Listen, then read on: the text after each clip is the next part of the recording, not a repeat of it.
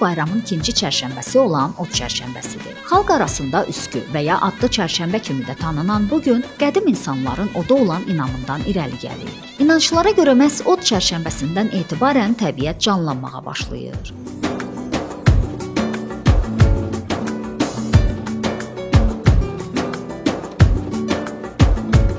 Milli ənənəmizdə od və ocaq hər zaman ailə bütövlüyünün, həmrəyliyin və ruzi bərəkətin rəmzi hesab olunur. Od çərşənbəsi öz mahiyyəti etibarilə insanın mənəvi təmizlənməsini və təbiətin oyanışına hazırlığı simvolizə edir.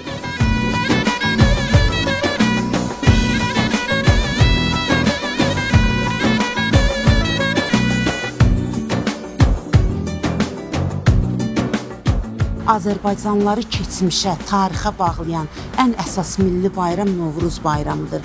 Və biz bilirik ki, Novruz bayramı ərəfəsində çərşənbələr qeyd olunur. Qeyd olunan çərşənbələr dünyanın yaranmasında iştirak edilən 4 ünsürə həsr olunur. Su, od, hava və torpaq.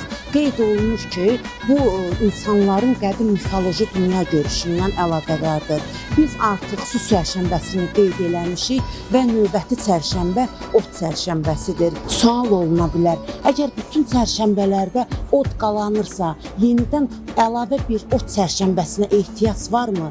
Əlbəttə ki, tədqiqatlar da göstərir ki, insanlar düşünmüşlər ki, suyu, havanı isitmək üçün yeni bir komponentə ehtiyac vardır və bu da oddur. Ona görə də bölgələrimizdə də od çərşənbəsi xüsusi təmtəraqla qeyd olunur, od qalanır, süfrələr açılır. Ümumiyyətlə bölgələrimizdə od çərşənbəsi müxtəlif adlarla qeyd olunur. Bu tədqiqatlarda da öz əksini tapmışdır. Yəni od çərşənbəsi həm də insanların dünya görüşündə, yaddaşında kül çərşənbəsi, adlı çərşənbə, üskü çərşənbə, həm də xəbərçi çərşənbə adı ilə qəlibləşmişdir. İnanclarımıza görə bütün çərşənbələrdə olduğu kimi və bu çərşənbədə oda həsr olunduğu kimi mütləq şəkildə hər evdə balaca bir tonqal qalanardı və həm də ona görə bu çərşənbə xəbərçi çərşənbəsi adlanırmış ki, bütün insanları bu çərşənbənin qeyd olunmasını agah etmək üçün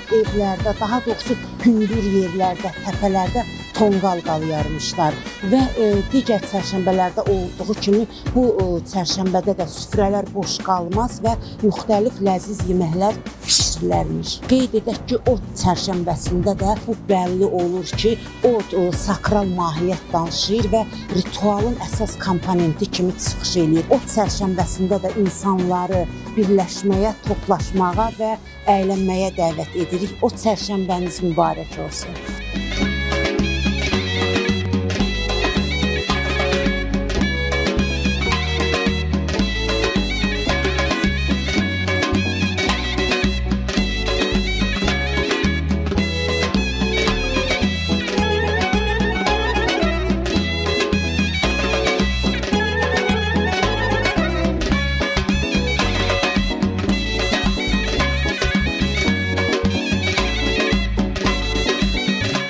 Ocağınız hər zaman isti, qəlbiniz nurlu olsun. Od çərşənbəniz mübarək.